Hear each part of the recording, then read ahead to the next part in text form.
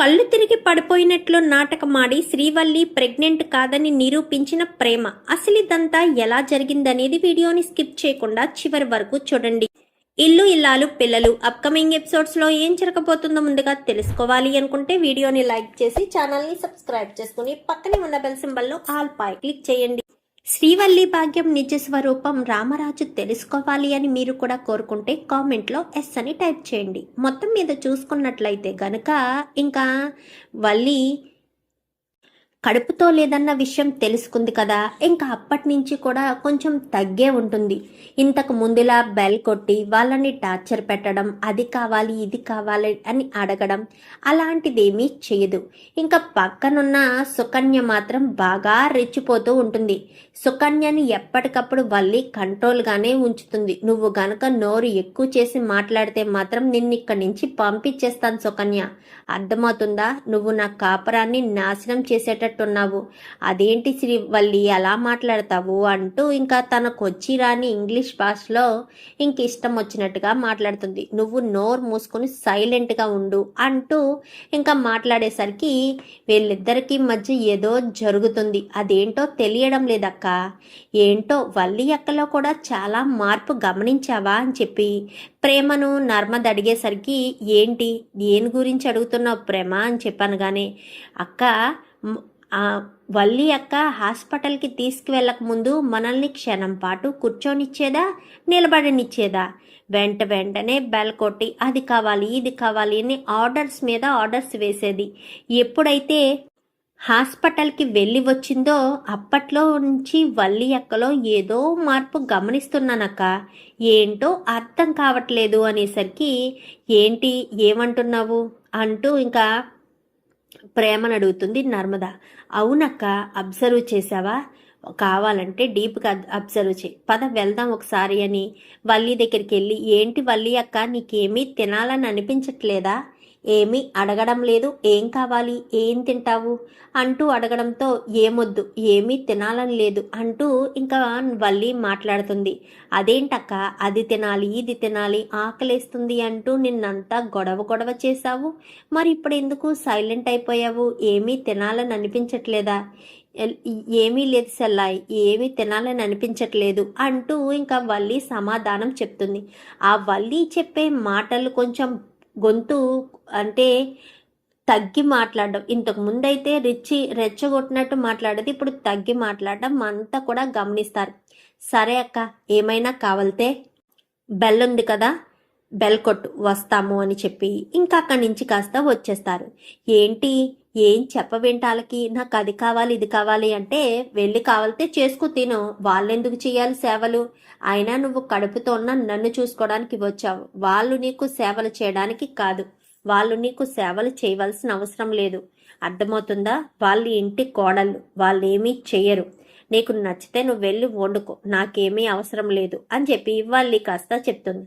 చెప్పడంతో సరే నేనే వెళ్ళి వండుకుంటాను అని వంటగదిలోకి వెళ్ళి ఏదో పిచ్చాబాట ఏదో తగలెట్టుకుని జీడిపప్పు ఉంటే జీడిపప్పు తెచ్చుకుని గిన్నెలో వేసుకుని మరీ తెచ్చుకుని కూర్చొని తింటూ ఉంటుంది. ఏంటమ్మా సుకన్య ఏం తింటున్నావు అంటూ వేదవతి వచ్చేసరికి జీడిపప్పు తింటూ ఉంటుంది. ఏంటి జీడిపప్పు తింటున్నావా అనగానే అవును జీడిపప్పు తింటున్నాను, నాకు జీడిపప్పు అంటే చాలా ఇష్టం. ఓయమ్మో, ఇది గనక ఒక నెల రోజులు ఇంట్లో ఉంటే బత్తాలు జీడిపప్పు సామానాలు అన్నీ అయిపోయేటట్టున్నాయే, ఏదో ఒకటి చేసి దీన్ని కూడా ఇంటికి పంపించేయాలి అని ఆలోచిస్తూ ఉండగా అక్కాయ్ అంటూ తిరుపతి వస్తాడు. ఏంట్రా ఏంటి అనగానే నీ మరదలు బాగుందా అనేసరికి నా మరదలెవర్రా?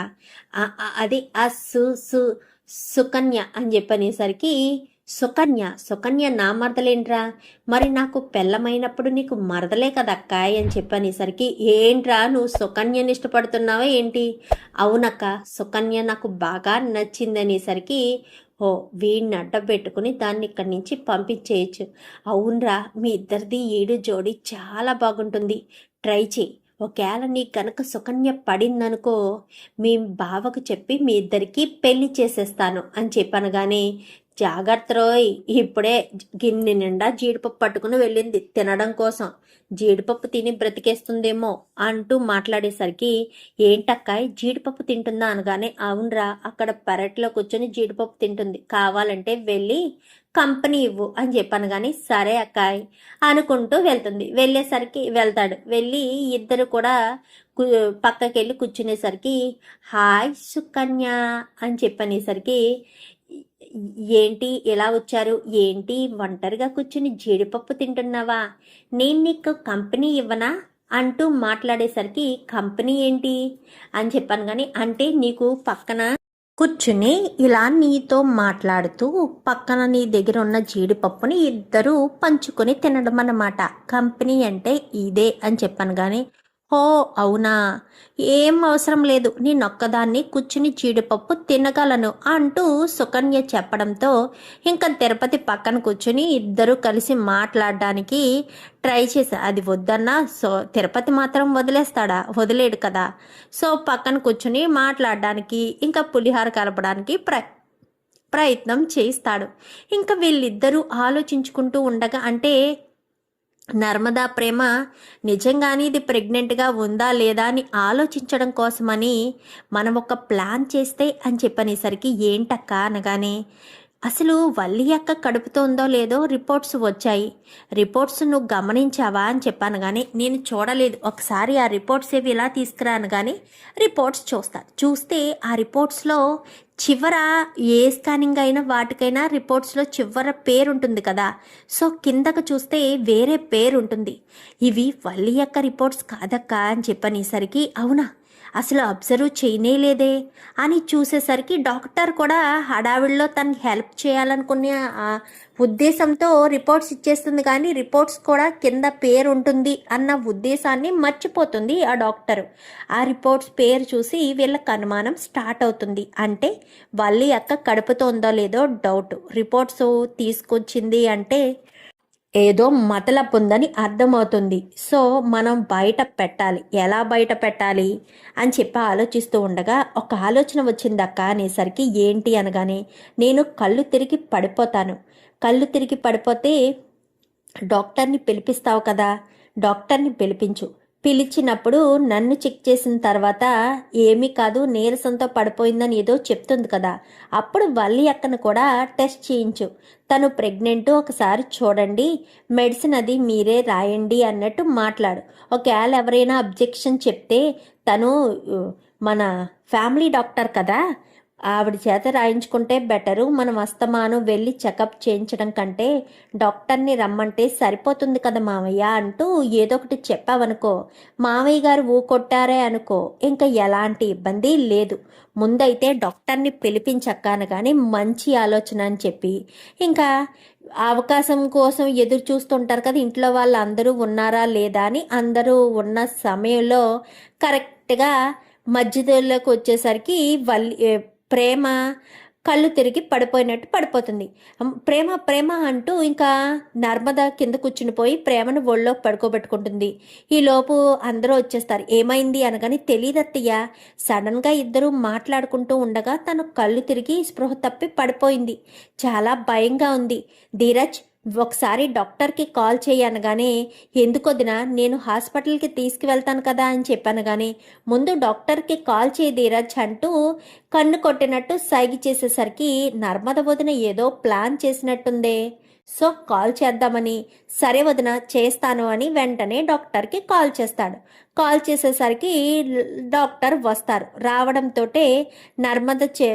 ప్రేమ చేతిని పట్టుకుని చూసి అది స్టెథోస్కోప్తో అది టెస్ట్ అంటే పరీక్షించి ఒక ఇంజెక్షన్ చేసేసరికి తను బాగా నీరసంగా ఉండడం వల్లే పడిపోయింది, కొంచెం బలమైన ఆహారం పెట్టండి, తను నీరసంగా కనిపిస్తుంది అని చెప్పాను. కానీ ఒక సెలైన్ ఏమన్నా పెడితే బాగుంటుందంటారా అని చెప్పి అడుగుతాడు ధీరజ్.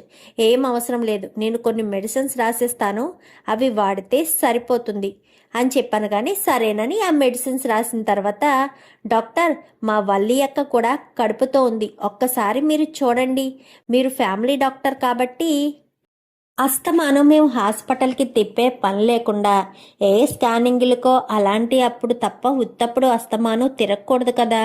అప్పుడు మీరు ఇంటికి వచ్చి చెక్ చేసి టాబ్లెట్స్ ఇవ్వడానికి బాగుంటుంది కదా డాక్టర్ అని చెప్పాను. కానీ సరేనమ్మా ఇలా రామ్మా కూర్చో అనేసరికి లేదు డాక్టర్, మేము బయట చూపించుకున్నాను, నేను హాస్పిటల్లో చూపించుకున్నాను, మొన్ననే స్కానింగ్ చేయించుకున్నాను అనగానే అదేంటి వల్లి అక్క అలా అంటావు? స్కానింగ్ చేయించుకుంటే డాక్టర్ గారు చూడకూడదా ఏంటి? చూస్తే ఏమవుతుంది ఏంటి మామయ్య గారు, మన ఫ్యామిలీ డాక్టర్ కదా, మరి మన ఇంట్లోకి ఒక వారసుడో వారసురాలో రాబోతున్నప్పుడు ఆ ఫ్యామిలీ డాక్టర్కి చూపించేసుకోవాల్సిన బాధ్యత ఉంది కదా మామయ్య గారు అనగానే అవునమ్మ వల్లి, చూస్తాను అంటుంది కదా డాక్టరు, ఒకసారి చూపించుకుంటే ఏం పోతుంది, మన స్కాన్ చేయించుకుంటే మాత్రాన్ని ఇప్పుడు స్కాన్ ఏమీ చెయ్యట్లేదు కదా, కేవలం చెక్ చేయడమే కదా అని చెప్పనేసరికి లేదు మామయ్య లేదు అనేసరికి ఏంటి వదిన అలా భయపడిపోతున్నావు, డాక్టర్ చెక్ చేస్తానంటున్నారు అంతే కదా అని చెప్పి అనగా ధీరజ్ అనేసరికి లేదు ఏంటి బావా నువ్వు కూడా ఏం మాట్లాడవా, వల్లి ఎల్లు డాక్టర్ గారు చెక్ చేస్తానంటున్నారు కదా, ఆవిడకి లేట్ అయిపోతుంది కదా, వెళ్ళి కూర్చో అని చెప్పాను. కానీ అది కాదు బా అని చెప్పాను. కానీ ఇంకేం మాట్లాడకు, ముందు నువ్వు వెళ్ళి కూర్చో అనేసరికి లేదు కొంచెం ఇలా టేబుల్ ఉంటే ఈ సోఫాలో ఇలా పడుకో అమ్మా నేను చూస్తాను అనేసరికి సోఫాలో అలా పడుకుంటుంది. పడుకునేసరికి కంగారు పడిపోతూ ఉంటుంది.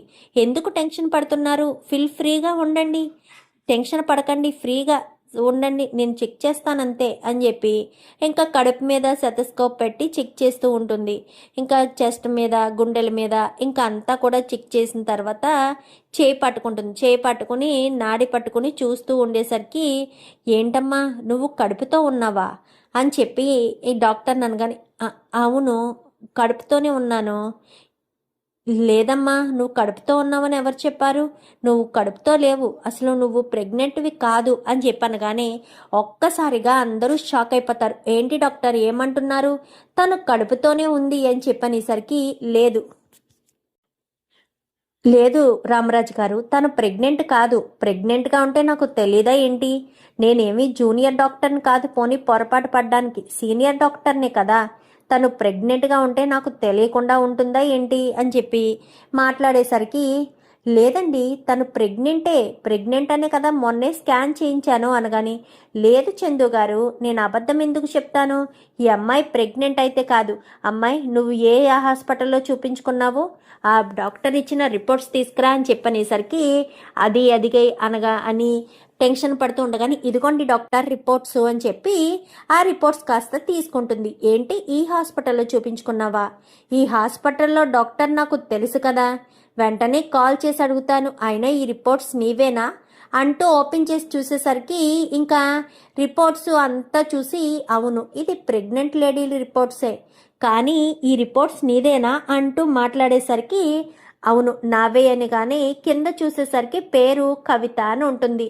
కవిత అని ఉండేసరికి నీ పేరేంటమ్మా అనగానే శ్రీవల్లి అనేసరికి చూడండి ఈ ఫైల్ ఎవరు అనుకుంటున్నారు, కవిత అనే పేషెంట్వి, శ్రీవల్లివి కాదు, ఇవి పొరపాటున ఇచ్చేశారు, తను ప్రెగ్నెంట్ కాదు, తను ప్రెగ్నెంట్ అని అనుకుని మీరంతా సంతోషపడుతున్నారేమో, మీ సంతోషాన్ని నాశనం చేయాలనేది నా ఉద్దేశం కాదు, కానీ నిజం నిర్భయంగా చెప్పాలి కాబట్టి చెప్తున్నాను, తను ప్రెగ్నెంట్ కాదు, తనకు అసలు ఏ కడుపు లేదు అనేసరికి ఒక్కసారిగా షాక్ అయిపోతుంది వల్లి. అచ్చు బాబోయ్ ఇదేంటి ఇప్పుడు తెగతే మొహం మీద చెప్పినట్టుగా ప్రెగ్నెంట్ని కాదు అని చెప్పేస్తుంది. ఇప్పుడు వీళ్ళంతా నమ్మేస్తారా నేను ప్రెగ్నెంట్ కాకపోతే, ఏం చేయాలి అంటూ ఇంకా కంగారు పడుతూ ఉండగానే ఏంటమ్మా వల్లి, మీ అమ్మే కదా ఫోన్ చేసి నువ్వు ప్రెగ్నెంట్ అని చెప్పింది, మరి ప్రెగ్నెంట్ కాదు అంటూ మాట్లాడతారేంటి, నువ్వు ప్రెగ్నెంట్వి కాదా, మరి ప్రెగ్నెంట్ అని అబద్ధం ఎందుకు చెప్పారు, మమ్మల్ని మోసం ఎందుకు చేశారు అంటూ మాట్లాడేసరికి ఏమో అది మామయ్య అంటూ తడబడుతుంటుంది. చూడండి రామరాజు గారు, తను ప్రెగ్నెంట్ కాదు, ఈ మెడిసిన్ అవి కూడా తను వాడవలసిన అవసరం లేదు, తను నార్మల్గానే ఉంది, పిల్లల కోసం ఏదైనా వాడాలనుకుంటే ఒకసారి హాస్పిటల్కి తీసుకొస్తే కొన్ని బ్లడ్ టెస్ట్లు అవి చేపిస్తాను, అవి చేపించిన తర్వాత వీళ్ళు మెడిసిన్ ఏదైనా వాడితే కన్సీవ్ అయ్యే అవకాశం ఉంది, సరే నేను వెళ్తాను అని చెప్పి అక్కడి నుంచి కాస్త వెళ్ళిపోతుంది డాక్టర్ వెళ్ళిపోవడంతోనే ఇంకా వీళ్ళంతా కూడా వల్లిని చుట్టూ అడుగుతూ ఉంటారు. నువ్వు కడుపుతో లేకుండా కడుపుతో ఉన్నావని ఎందుకు చెప్పావు? అసలు ఎందుకు చెప్పాల్సిన పరిస్థితి వచ్చింది? అసలు ఆ భాగ్యం ఎక్కడుంది అని భాగ్యానికి ఫోన్ చేసి రమ్మని చెప్పడంతో ధీరజు దొరికిన అవకాశమని వెంటనే ధీరజ్ కాస్త భాగ్యానికి ఫోన్ చేస్తాడు. అత్తోయ్ అని చెప్పాను కానీ ఏంటి చిన్నల్లుడు అనగానే నాన్న అర్జెంటుగా నిన్ను రమ్మని చెప్పారు అనేసరికి ఎందుకు అన్నయ్య గారు ఎందుకు రమ్మంటున్నారు అనగానే అదే వదిన కడుపుతో ఉంది కదా శ్రీవల్లి వదిన, అందుకని కడుపుతో ఉన్న శ్రీవల్లి వదినకేమో పెట్టాలంట, దాని గురించి మాట్లాడడానికి రమ్మంటున్నారు అని చెప్తాడు. అంటే అలా అని చెప్తే వస్తుందని సరే అని చెప్పి బయలుదేరేసరికి ఎరా చిన్నోడో చెప్పావా అనగాని చెప్పాను నాన్న వస్తున్నారు అనేసరికి ఇలా కడుపు బండారం బయటపడిందని చెప్పావా అనేసరికి లేదు నాన్న కడుపుతో ఉన్నందువల్ల ఏయో పెట్టాలని చెప్పి దానికోసం రమ్మని చెప్పాను, మంచి పని చేసావరా, అలా అంటేనే వస్తుంది, కడుపుతో లేకుండానే కడుపుతో ఉన్నదని చెప్పినందుకు రమ్మంటున్నామని అంటే వాళ్ళు రానే రారు అంటూ ఇంకా రామరాజు అంటాడు. చెప్పు ఎందుకు చెప్పారు? మీ తల్లి కూతుర్లు ఎలా చెప్పవలసిన అవసరం ఏముంది? పైగా నువ్వు కడుపుతో లేవన్న విషయం నీకు కూడా తెలుసు కదా, అందుకే డాక్టరు చెక్ చేస్తాను అంటే అవసరం లేదు అని అన్నిసార్లు అన్నావు కదా, అలా అన్నదానివి ఆ రిపోర్ట్స్ వేరే పేషెంట్ రిపోర్ట్స్ తెచ్చుకున్నావు అంటే నీకు ఆల్రెడీ అప్పుడే నిజం తెలిసి ఉండొచ్చు, అప్పటి వరకే నిజం తెలియలేదు కాబట్టి ఓ బెల్ల కొట్టి అది చేసి ఇది చేసి ఓ రచ్చ చేశావు, ఇప్పుడు తెలియడం వల్ల ఈవేళ సైలెంట్ అయిపోయావు అంటూ అనగానే అది అది అది కాదు మామయ్య గారండి అనేసరికి అసలు కడుపుతో ఉన్నావని అబద్ధం ఆడవలసిన అవసరం ఏముంది? అబద్ధం ఆడి ఇంకా ఏం మాట్లాడాలో అర్థం కాదు వల్లికి. ఇంకా చందుకి పిచ్చ కోపం వస్తూ ఉంటుంది. ఎందుకంటే వల్లి మోసం చేసింది, అబద్ధం చెప్పింది. ఆల్రెడీ ఇంతకుముందు అమూల్య విషయంలోనే చాలా కోపంగా ఉన్న చందుకి ఇది మరింత కోపాన్ని పెంచే విషయం కాబట్టి, అంటే అబద్ధమాడి ఇంట్లో అడుగు పెట్టారు అని చాలా కోపంగా ఉంటాడు ఇంకా చందు అయితే. అలా ఉండేసరికి భాగ్యం ఉరుకులు పరుగుల మీద వస్తుంది. రావడంతో అన్నయ్య గారండి అనేసరికి రావడంతో చెంప పగలగొడుతుంది వేదవతి. ఎందుకంటే రామరాజు కడుపుతో ఉంది కదా అని కోడలు ఎంత అపురూపంగా చూశాడు, అబ్బరంగా అది తేవాలి, అది ఇవ్వాలి, ఇది ఇవ్వాలి అంటూ ఎంతలా ప్రేమగా చూశాడు. మరి అంతలా చూసిన వ్యక్తి ఈ రకంగా ఎలా మోసం చేస్తే ఎలా తట్టుకుని ఉండగలడు? తట్టుకోలేడు కదా. సో ఆ ఉద్దేశంతో కొట్టేసరికి వదినా అని చెప్పాను కానీ నీ కూతురు కడుపుతో లేకుండా కడుపుతో ఉందని ఎందుకు అబద్ధం చెప్పావు అంటూ అడగడంతో ఒక్కసారిగా షాక్ అయిపోతుంది ఇంకా భాగ్యమైతే. అది అనేసరికి చెప్పు, కడుపుతో లేకుండా కడుపుతో ఉంది అని అబద్ధం చెప్పవలసిన అవసరం ఏంటి?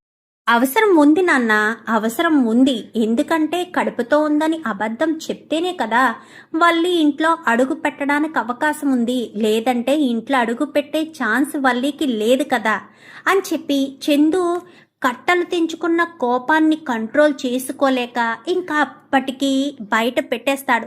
ఎందుకంటే వల్లి కడుపుతో ఉందనగానే రామరాజు ఎంత సంతోషపడ్డాడు.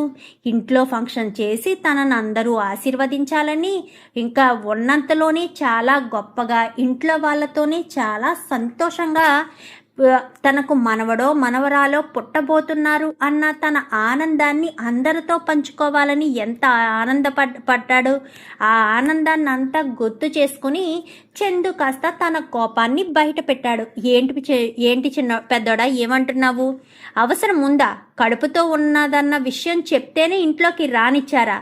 అదేంటి వల్లి వాళ్ళమ్మకు ఒంట్లో బాగోలేదని కదా వెళ్ళింది, ఆ మాత్రం దానికి ఇంట్లో అడుగు పెట్టడానికి అబద్ధం చెప్పాల్సిన అవసరం ఏముంది?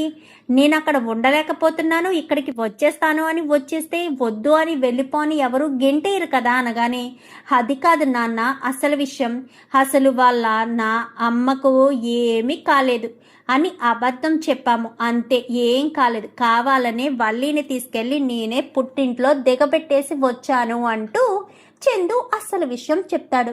ఏంట్రా పెద్దోడా ఏమంటున్నావు? నువ్వు కావాలని దిగబెట్టేసి వచ్చావా ఏంటి?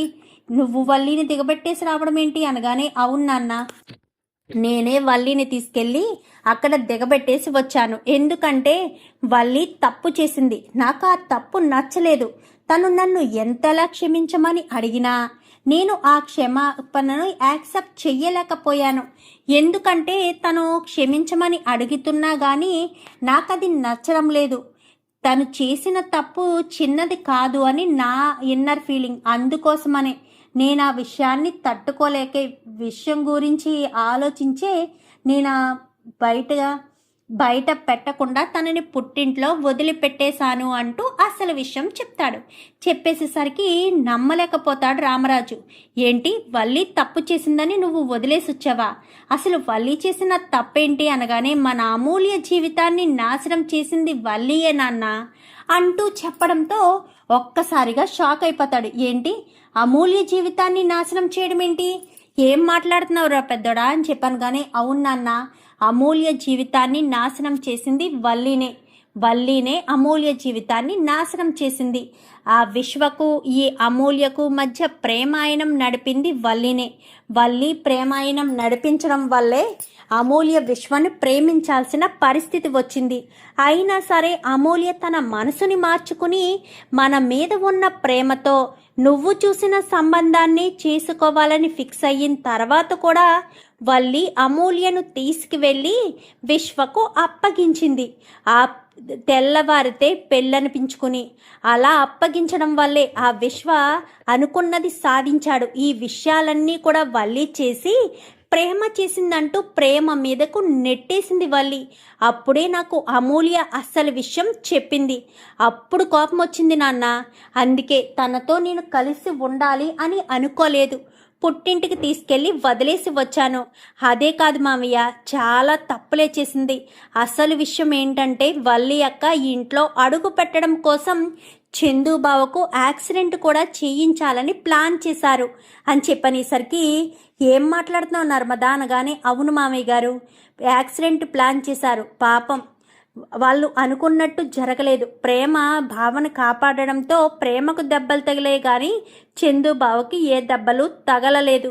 అందుకని వీళ్ళు మళ్ళీ నాటకమాడి ఇంట్లో అడుగు పెట్టడం కోసం ఇలా ప్లాన్ చేశారు. ఎందుకంటే వీళ్ళే చందుబావకు యాక్సిడెంట్ చేయించారన్న విషయం మేము తెలుసుకుని వెళ్ళి నిలదీయడానికి వెళ్ళి అడిగి ఇంకా మీకు ఆ విషయం చెప్పేద్దామని మేము నిర్ణయం తీసుకుని వస్తూ ఉండగానే కడుపుతో ఉన్నట్టు కళ్ళు తిరిగి పడిపోతే హాస్పిటల్కి వెళ్తే డాక్టర్ చేత కూడా అబద్ధం చెప్పించింది ఈ భాగ్యమే.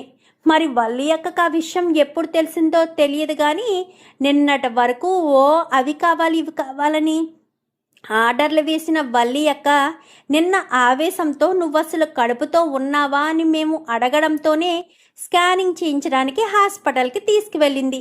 అక్కడ తెలిసినట్టుంది ఈవిడికి విషయం. అప్పటి నుంచి చప్పటి తాంబేళ్ళ సైలెంట్గా ఉండిపోయింది. లేదంటే అప్పటి వరకు మమ్మల్ని కూర్చోనివ్వలేదు, నిలబడనివ్వలేదు. ప్రతి క్షణం అది కావాలి ఇది కావాలి అంటూ మమ్మల్ని ఏదో ఒకటి తెమ్మని టార్చర్ చేస్తూనే ఉంది అంటూ అసలు విషయం చెప్పడంతో ఇంకా రామరాజుకి చాలా కోపం వస్తుంది. ఎందుకంటే తన కొడుకంటే తనకు చాలా ఇష్టం.